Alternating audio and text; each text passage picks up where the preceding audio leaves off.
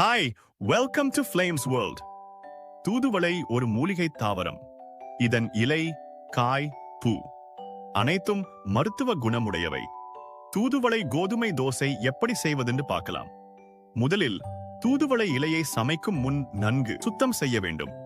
இந்த செடியில் கூர்மையான முள்கள் இருக்கும். இவை இலைகளில், தண்டுகளில் காணப்படும். கடாயில் எண்ணெய், சீரகம், இஞ்சி, பச்சை மிளகாய், வெங்காயம், நறுக்கிய தூதுவளை, மஞ்சள் தூள், உப்பு சேர்த்து நன்கு வதக்கவும்.